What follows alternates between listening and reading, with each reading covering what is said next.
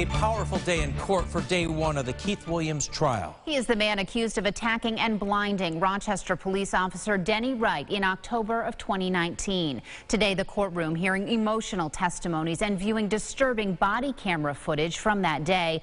Ericketta Cost joins us live now with the very latest. Ericketta. Good afternoon. Well, it was definitely a packed courtroom. You can tell how much of an impact this case has had on the community.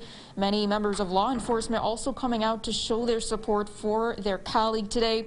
Wright describes getting the call that day as a family trouble call. He says he arrived to find a woman and a man in a wheelchair in a home on Peck Street.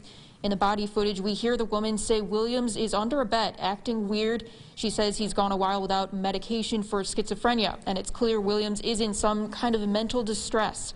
Wright explains how he calmly works to get Williams out from under the bed and asks if he'd like to go to the hospital.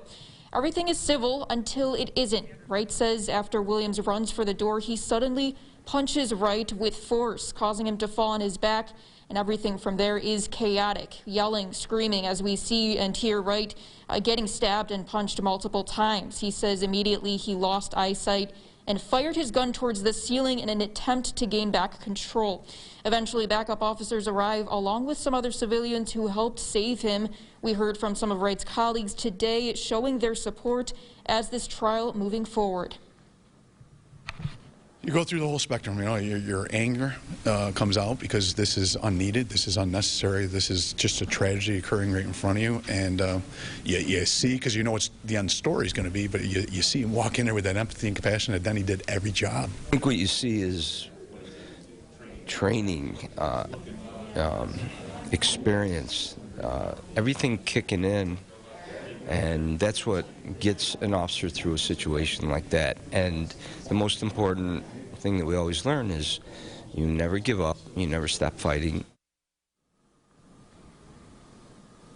Also testifying today, some of those backup officers who were called for help to assist Wright in that moment, and some other civilians as well who heard the chaos and went into the home to help out. More on that coming up at 5 and 6. For now, at the Hall of Justice, Ericketta Cost, News 8. Ericketta, thank you. Williams rejected a plea deal which included a 25-year sentence. If convicted, he could face a maximum penalty of 40 years to life in prison.